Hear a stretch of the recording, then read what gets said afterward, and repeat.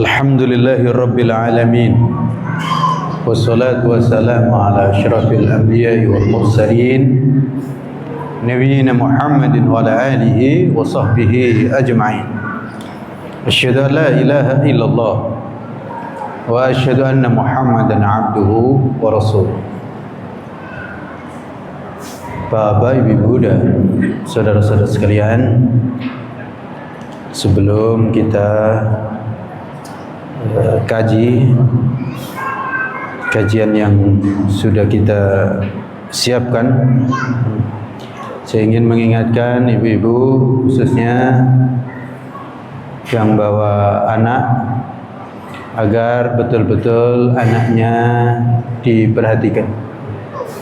Anak ini adalah aset yang luar biasa, sangat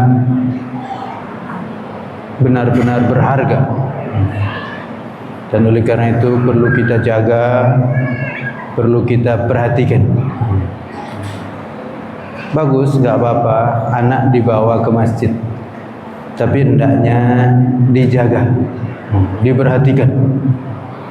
Jangan sampai di masjid lalu kemudian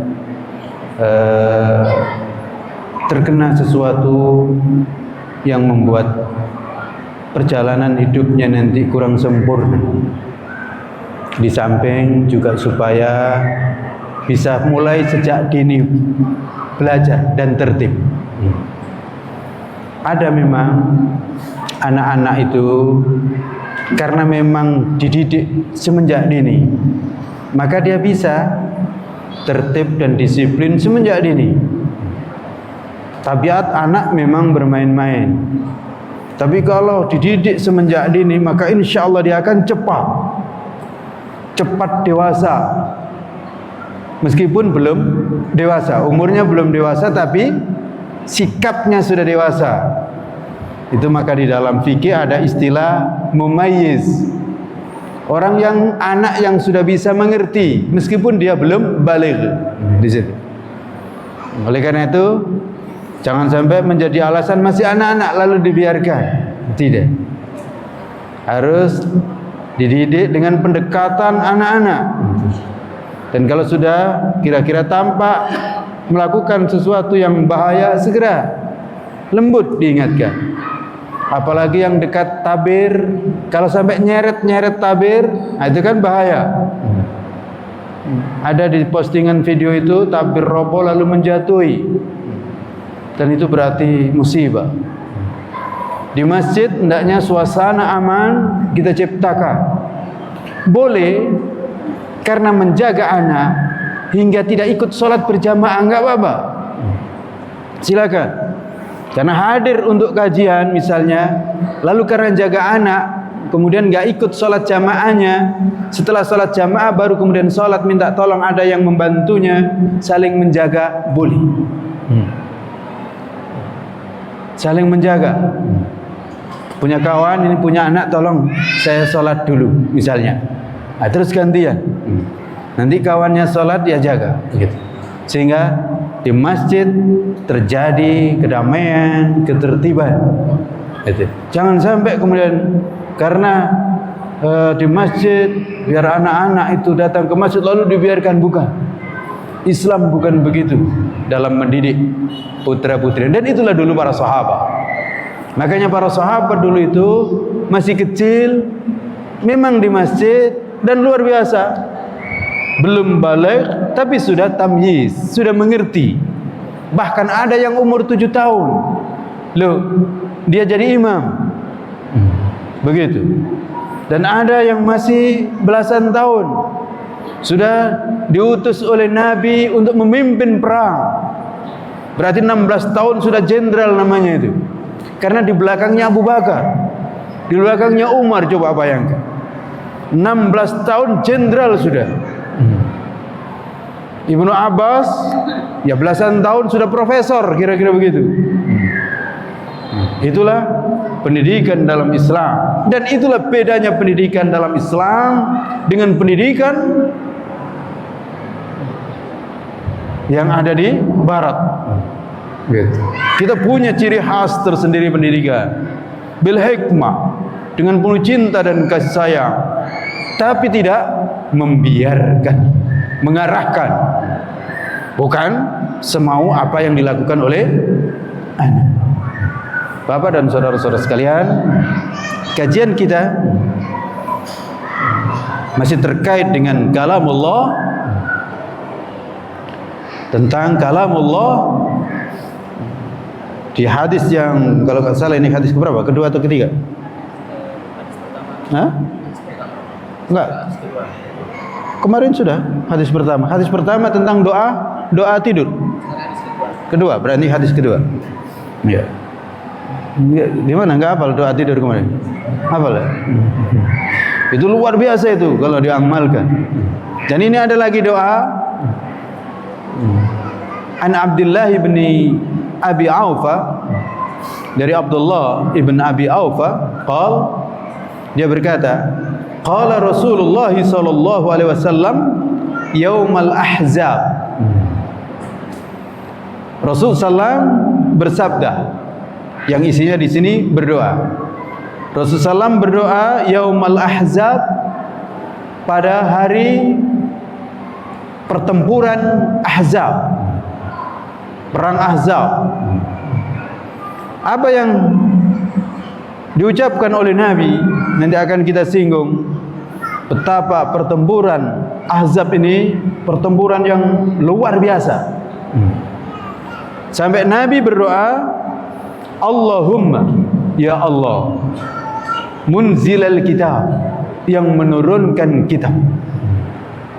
Nah ini Imam Bukhari mencantumkan hadis ini di bab terkait dengan kalamullah, karena kalamullah itu adalah diturunkan oleh Allah. Maka Nabi berdoa dengan munzilal kitab, wahai yang menurunkan kitab, sari'al hisab, yang sangat cepat perhitungannya, hisabnya, menghisab manusia yang jumlahnya nggak tahu berapa jumlahnya dari Nabi Adam sampai akhir manusia nanti, itu bisa cepat. Sari al-hisab, yang sangat cepat perhitungannya. Ihzimil ahzab, ya Allah, hancurkanlah pasukan sekutu itu, pasukan Ahzab itu. Wazalzil bihim, dan goncangkanlah mereka dengan goncangan yang sangat kencang. Itu. Bapak dan saudara-saudara sekalian, perang Ahzab ini kira-kira terjadi tahun 5 Hijriah. Jadi ketika Nabi 5 tahun di Madinah.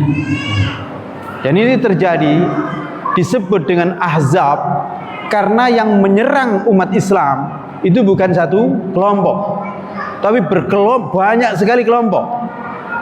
Jadi istilahnya kaum muslimin ini satu kelompok yang ada di Madinah ini, tapi mau dikeroyok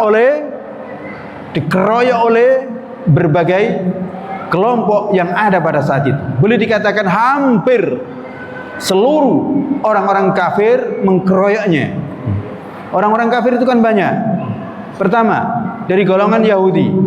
Yahudi ini kan banyak, dan memang awalnya adalah dari Yahudi ini, Bani Nadir. Karena Bani Nadir ini diusir oleh Nabi Muhammad SAW dari Madinah. Kenapa diusir? Karena berkhianat. Berjanji untuk hidup bersama di Madinah, tapi ternyata mereka berkhianat. Apa pengkhianatannya? Mau membunuh Nabi Muhammad SAW. Coba bayangkan. Dengan cara yang keji.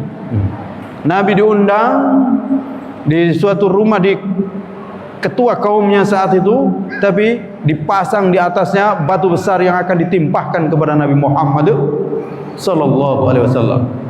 Pengkhianatannya begitu. Dan banyak lagi pengkhianatan yang lain, yaitu berkhianat, bekerja sama membocorkan urusan-urusan umat Islam kepada orang-orang munafik, termasuk kepada orang-orang musyrik yang ada di Makkah. Itulah maka Bani Nadir diusir oleh Nabi Muhammad SAW dari Madinah. Karena memang begitu, ganjaran pengkhianatan, ya pengusiran, karena berkhianat. Gitu. Nah, mereka diusir, lalu kemudian mereka membangun kekuatan. Justru membangun kekuatan, berkolaborasi dengan kaum Yahudi lainnya, dan juga berkolaborasi dengan orang-orang munafik, dan juga berkolaborasi dengan orang-orang musyrik yang ada di Makkah, khususnya saat itu masih dipimpin oleh Abu Sufyan. Coba bayangkan. Sehingga terkumpul pasukan kira-kira 10.000. Sementara umat Islam yang ada di Madinah itu kira-kira hanya 3.000. Bayangkan, 10.000 mau menyerang kaum muslimin yang jumlahnya sekitar 3.000. Dan berita ini sampai kepada Nabi Muhammad sallallahu alaihi wasallam.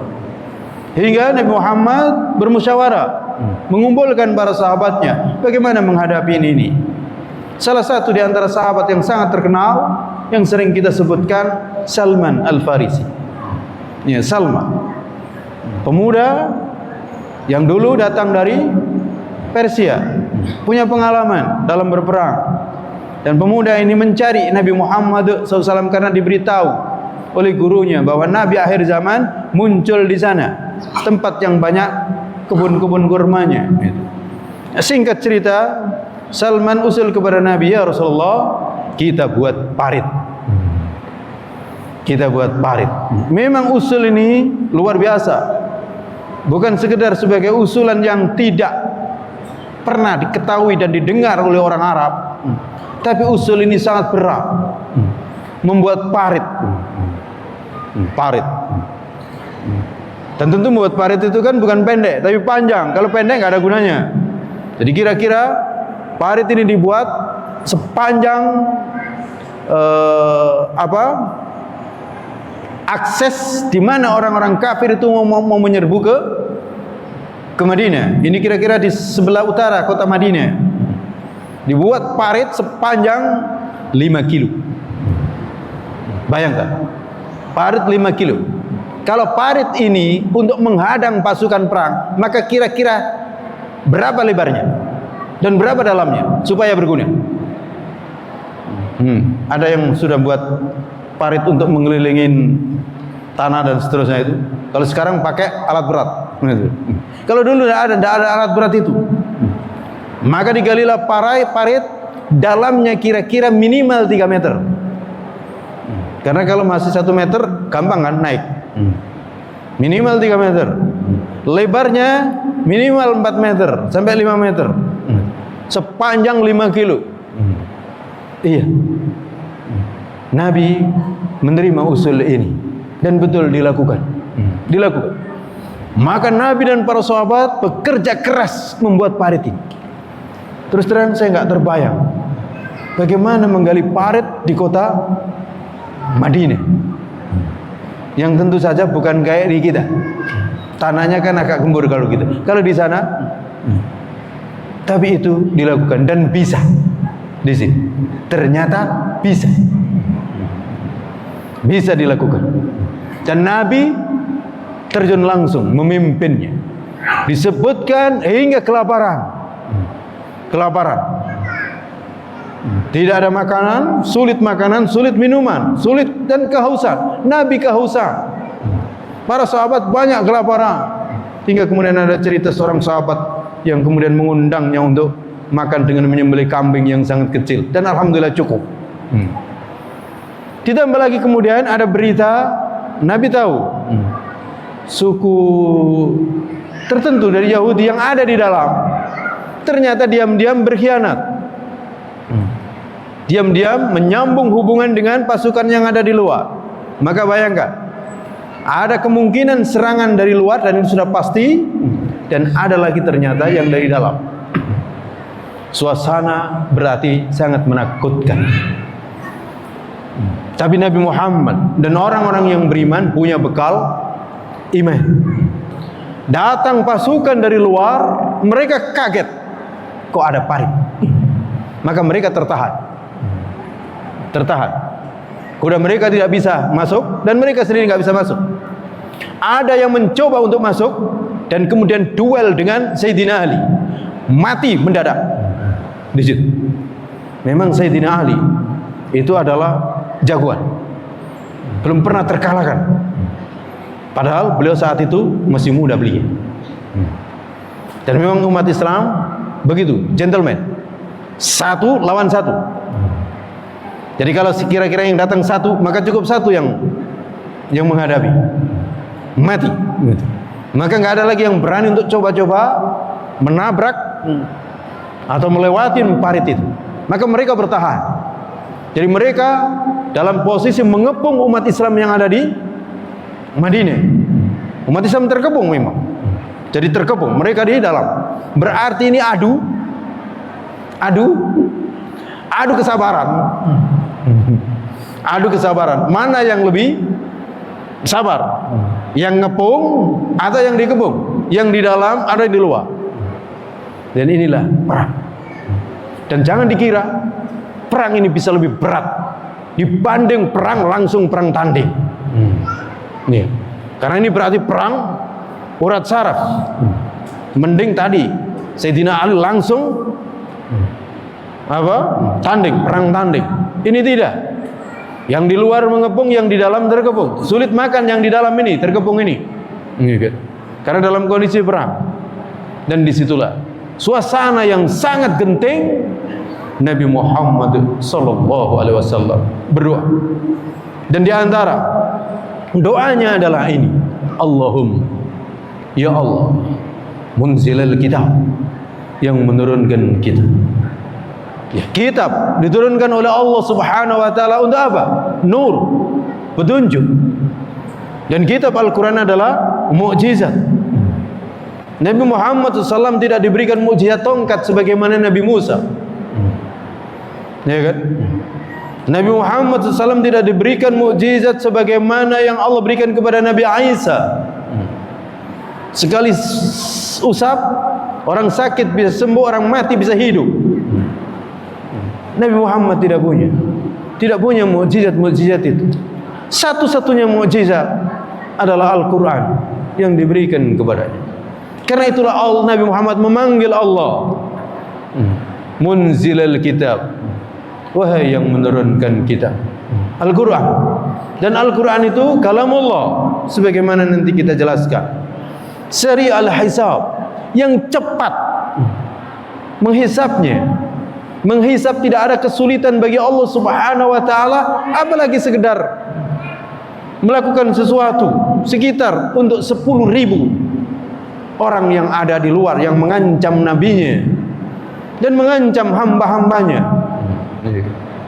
Di situ maka Nabi kemudian minta, ihzim al-ahzab, ya Allah, hancurkanlah pasukan-pasukan itu, pasukan sekutu itu, wazalzil bihim, dan berikan jadikan mereka berantakan.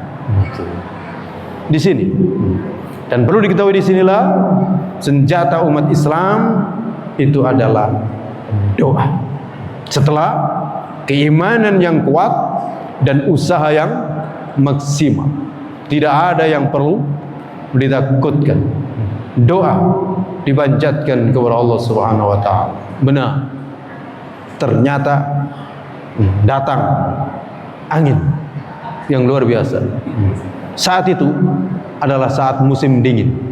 Dan perlu diketahui, di Madinah itu kalau sudah musim dingin itu sangat dingin sekali. Silakan nanti coba di bulan Desember atau di awal Januari, dan mulainya di awal-awal November, sangat dingin sekali. Kalau siang ya mungkin nggak begitu terasa, tapi kalau sudah malam itu sampai menusuk ke jantung, tulang, dan seterusnya. Ya, jadi para sahabat kelaparan, kalau siang kepanasan, malam kedinginan, bayangkan. Dan perlu diketahui, kondisi dingin itu bisa lebih berat daripada kondisi panas. Iya. Nabi berdoa ini, dan ternyata ada angin, badai, sehingga membuat tenda-tenda mereka terbang,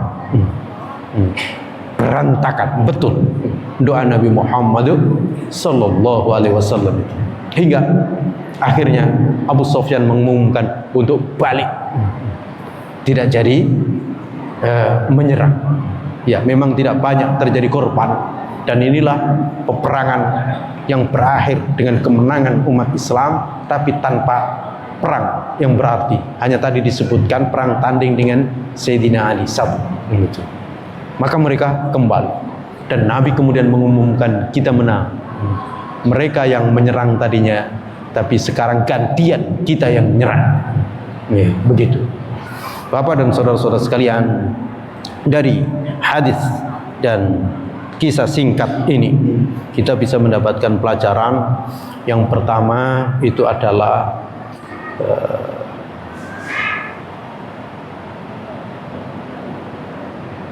dahsyatnya perjalanan dan sejarah umat Islam.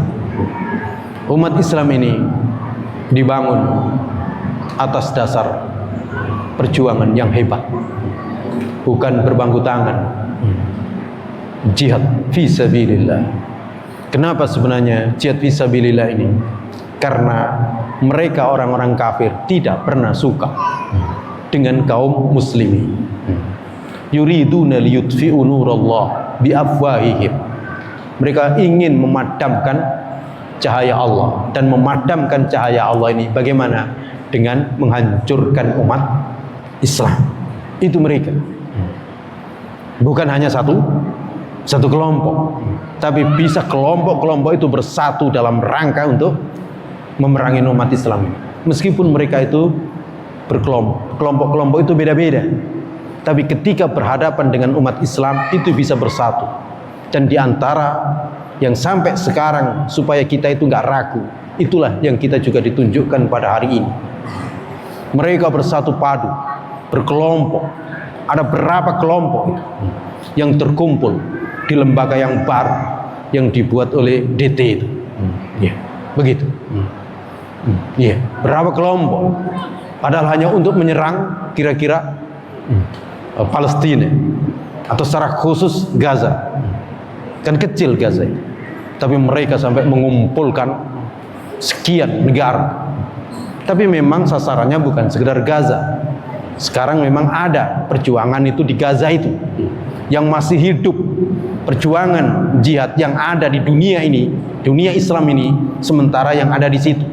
Tapi sebenarnya bukan hanya itu nanti yang jadi sasaran, tapi semuanya gitu. Ini. Oleh karena itu, ya ini memang sangat memilukan. Kita sudah dapat banyak pelajaran, tapi ternyata kita tidak bisa mengambil pelajaran. Malah aneh, kemudian ikut-ikutan bergabung dengan sekutu yang dibangun oleh mereka. Atau secara khusus, ya nggak tahu kita bagaimana kekuatan dia itu sehingga bisa mengangkat dirinya menjadi kepala seumur hidup, dan dia satu-satunya secara pribadi bisa punya hak veto. Dia yang menentukan, dan kemudian semua ikut. Dan yang agak aneh, ya kita ikut juga. Gitu. Ya aneh memang. Gitu. Memang sangat aneh. Dan kemudian ada yang terbius, terbius dan ikut-ikutan mendukung, meskipun dengan agak bersyarat ini dan seterusnya itu. Padahal itu sudah nggak mungkin, sulit untuk terjadi, dan tidak begitu memang tabiat perjuangan di dalam Islam. Itu.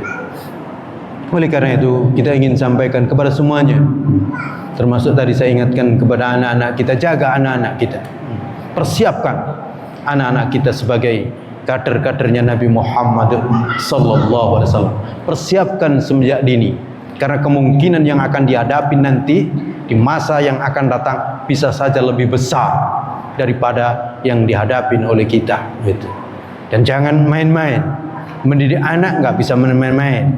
Mendidik anak itu juga bagian daripada jihad. Gitu.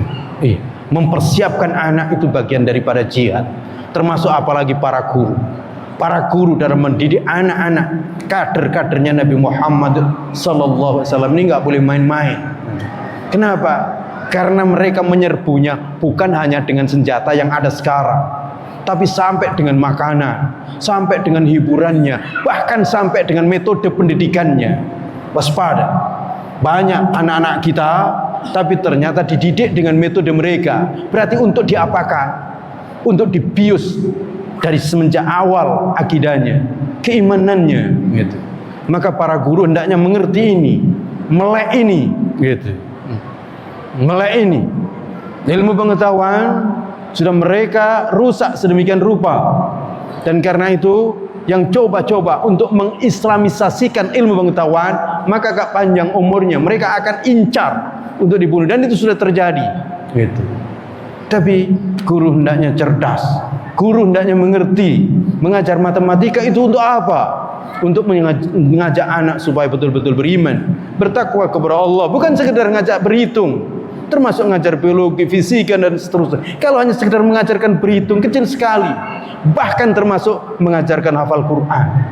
Hafal Quran untuk apa? Kalau hanya sekedar hafal Quran, lalu kemudian tidak meresap ke dalam jantungnya, dadanya, sehingga kemudian menggerakkan bagaimana Al-Quran ini diperjuangkan. Yang kedua, perjuangan itu memang tidak disebut perjuangan kalau tidak sampai titik habis usaha. Jadi perjuangan itu harus sampai habis kekuatan, nggak ada lagi kekuatan lain. Kalau masih tersisa banyak kekuatan, itu belum perjuangan namanya. Makanya Nabi sampai habis sudah, makanan sudah habis. Boleh dikatakan andaikan keringat sudah habis. Andaikan air mata sudah habis. Begitu. Harta sudah habis, semuanya nggak ada. Berjuang begitu. Nah, pelajaran berikutnya, di saat usaha perjuangan sudah mentok, disitulah doa mustajab. Di saat itulah berdoa dengan doa pamungkas. Iya, sebelumnya juga berdoa, terus berdoa. Tapi sebenarnya kapan doa itu mustajab? Kapan doa itu dikabulkan oleh Allah? Saat kita berusaha sudah habis. Tapi kalau kita masih nyetok usaha, berdoa, itu main-main namanya. Kita ingin anak soleh, kita ingin anak baik, tapi usaha kita nggak ada, itu main-main. Itu bukan doa. Mungkin kita masih punya tenaga banyak, ibu atau bapak hanya main HP, anaknya dibiarkan, lalu berdoa minta anak soleh, itu mengenaskan. Kalau sampai seperti itu, apalagi guru, hanya karena HP ini dan itu, lalu tidak tahu di mana muridnya, sehingga kemudian murid belagu dengan ini dengan itu misalnya, seperti yang terjadi apa itu kekerasan ini dan itu, maka itu bukan perjuangan, itu main-main, hanya cari makan. Kalau orang tujuannya hanya cari makan, maka Allah kasih makan itu, dan kemungkinan makan siang gratis itu, maka Allah kasih makan siang gratis. Kalau memang itu tujuannya. Dan setelah makan gratis, apa yang terjadi? Keracunan. Begitu. Kalau tidak ada perjuangan, tidak ada pengorbanan, tujuannya hanya makan gratis, maka makan gratis itu menjadi merusak perut. Bahkan kemudian merusak jasmani, keracunan yang terjadi. Beda dengan orang kalau makan dalam kondisi berjuang, lapar, insya Allah tidak akan ada yang keracunan. Bahkan racun sekalipun yang dimakan. Bayangkan, kalau orang itu makan dalam kondisi kelaparan, dalam kondisi berjuang, kok diracun, kemungkinan gak mempan racun. Bedanya. Oleh karena itu zaman dulu jarang santri itu keracunan, padahal yang dimakan nasi basi. Nasi basi yang dimakan. Mandi dan minum air nggak masak, air setengah hitam, setengah merah, setengah hijau, tidak ada yang kelaparan. Maksud saya, tidak ada yang keracunan gara-gara itu. Itulah bedanya. Orang kalau makan dalam kondisi perjuangan. Lihat para petani, tangannya itu belepotan pakai tanah. Makan nggak pakai dicuci sekedar, tidak ada keracun. Karena apa? Berjuang. Bandingkan dengan sekarang, sudah dicuci, sudah ini, sudah itu, sudah ini, sudah ada ahli gizi, ada ini, keracunan berapa itu ribu di sini. Maka jangan sampai orang itu targetnya hanya dapat makan siang, apalagi gratis di sini. Lalu kemudian berdoa.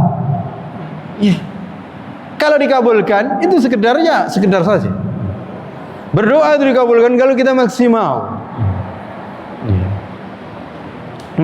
dalam usaha. Dan itulah, bukan kita manusia biasa. Nabi Muhammad sallallahu alaihi wasallam, kenapa enggak dari awal? Wong ini Rasulullah, doanya pasti mustajab.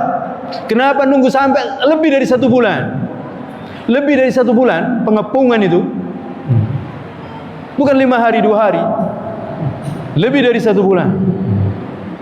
Setelah mentok sudah, ini Nabi. Begitulah berarti tabiat berjuang.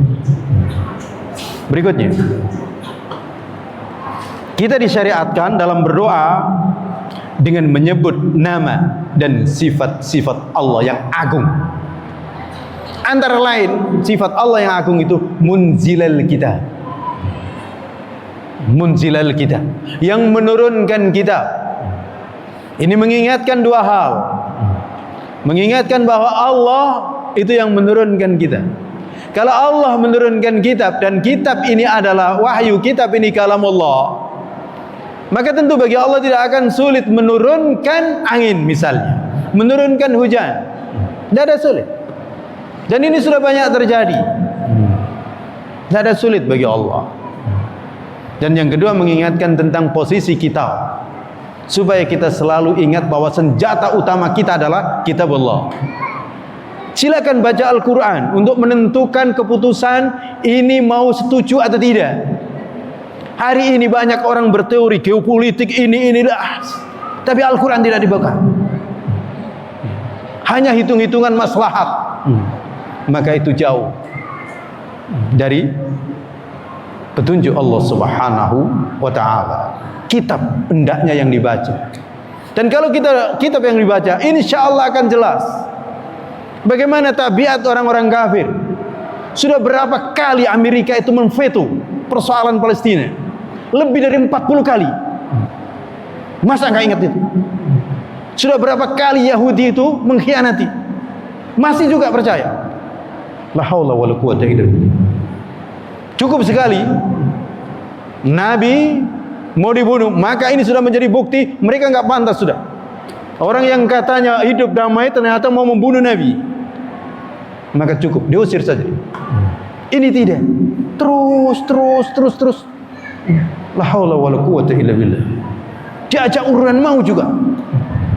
Padahal kita ini, dan urunannya dari mana? Hutang. Bagaimana? Bukan yang apa? Miskin yang penting sombong, di mana? Di sini. Berikutnya. Ya, dan juga doa-doa tadi sari al-hisab. Baru kemudian minta diapakan itu. Maka betul Allah akan kasih. Pelajaran berikutnya, ini semua itu menyadarkan kita ini manusia ini lemah. Yang kuat hanya Allah. Ya, dan manusia yang lain meskipun punya senjata itu lemah juga. Lemah juga meskipun iya enggak ternalar. Bagaimana kekuatan azab itu? Kan enggak terhitung itu kalau dihitung pakai matematika. Tapi itu tetap lemah sebagaimana yang ada sekarang. Iya, mereka punya pencet begitu aja nuklir. Tapi bagi Allah itu gampang untuk enggak bisa dimainkan, itu bagi Allah bisa, dan itu sudah banyak terjadi gitu. Bagaimana dulu di Afghanistan dan seterusnya. Berikutnya di sini pelajaran kenapa Imam Bukhari mencantumkan hadis ini di bab, di kitab Tauhid, bab kalamullah, kita harus betul-betul meyakini tidak pernah goyah. Al-Quran ini diturunkan Allah. Jadi inilah senjata utama bagi kita. Al-Quran itulah mukjizat. Nabi Muhammad tidak mewariskan mukjizat lain kecuali Al-Quran ini. Dan Al-Quran ini mukjizat, maka nggak mungkin ada yang mengalahkan. Berikutnya, kita harus betul-betul percaya bahwa Al-Quran itu kalamullah. Kalamullah, bukan makhluk. Dan oleh karena itu di antara keyakinan atau subhat yang masuk kepada umat Islam itu masuk itu. Al-Quran itu makhluk. Al-Quran itu makhluk. Bisa salah, bisa benar. Dan itu dulu. Begitu kajian-kajian yang mereka buat dan masuk ke tubuh kita umat Islam. Sudah banyak ayat-ayatnya, hukum-hukumnya yang nggak cocok. Maka nggak usah dipakai. Pakai saja hukum dari kami katanya, kan gitu kan? Gitu. Maka Imam Bukhari mengingatkan Al-Quran itu kalamullah. Kalau kalamullah berarti jelas la raiba fi. Berikutnya, pertolongan Allah datang pada saat yang sangat sulit. Berikutnya, kemenangan sejati berasal dari Allah. Kemenangan sejati berasal dari, bukan dari kita. Kita ini manusia lemah. Gitu. Maka yakinlah kemenangan yang didapat oleh orang-orang yang beriman itu kemenangan murni dari Allah. Supaya kita nggak sombong. Kalau kemenangan itu karena strategi, karena ini, itu menyombongkan diri nantinya. Dan terbukti iya. Kemenangan itu ternyata betul dari Allah. Termasuk alhamdulillah di pembukaan Undang-Undang Dasar 45 ada ini. Kemerdekaan ini berkat rahmat Allah yang maha kuasa. Karena iya, kemerdekaan ini betul-betul rahmat Allah. Wong Jepang pergi, Belanda kabur, dan kemudian di situ kita punya kesempatan untuk memproklamasikan kemerdekaan. Tapi memang iya, sebelumnya berjuang habis-habisan. Begitu. Berikutnya, Allah maha cepat hisab dan Allah maha kuasa membolak-balikkan hati manusia. Iya, berangkat mau menyerbu, ternyata ada angin balik ini. Dan nanti di antara mereka itu banyak yang masuk Islam. Abu Sufyan masuk Islam nanti, dan juga yang lain-lainnya.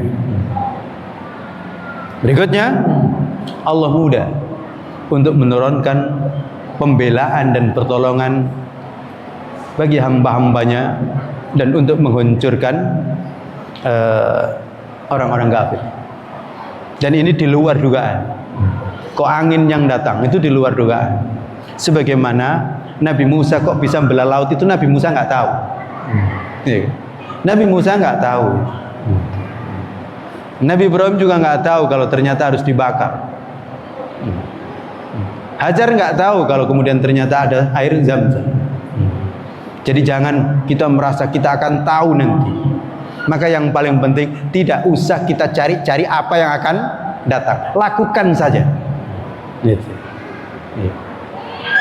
Orang tua juga begitu. Yang penting lakukan usaha. Nanti anak jadi apa? Serahkan Allah. Yang penting usahanya benar. Serahkan kepada Allah. Karena nanti itu sesuatu yang gaib, kita nggak tahu. Yang tahu saja yang kita pikirkan dan itu yang kita lakukan. Fa'buduhu wa tawakkal alaih. Beribadahlah kepada Allah dan bertawakallah kepadanya. Gitu. Silakan kalau ada yang bertanya. Tapi sudah habis. Gimana? Ahad depan. Sudah Isya ya? Betul? Hah? Sudah masuk, sudah lewat. Simpan dulu ya. Catat ya. Insyaallah. Ya, ya. Atau besok pagi di Tanah Bata. Tapi nggak apa-apa, catat dulu. Nanti di WA kan nanti insyaallah kita diskusi karena ini sudah Isya dan memang ya saya agak emosional dikit menerangkan soal hadis ini dan perang ini. Ditambah lagi dengan situasi yang ada pada saat ini. Semoga Allah Subhanahu wa taala senantiasa menjaga kita, menjaga kaum muslim semuanya Semoga juga Allah menjaga saudara-saudara kita di Palestina dan dimanapun berada. Dan semoga Allah memberikan kepada kita keistiqomahan sehingga kita lurus jalan kita hingga kita nanti bertemu dengan Nabi Muhammad sallallahu alaihi wasallam. Subhanakallahumma rabbana wa bihamdika asyhadu an la ilaha illa anta astaghfiruka wa atubu ilaik. Assalamualaikum warahmatullahi wabarakatuh.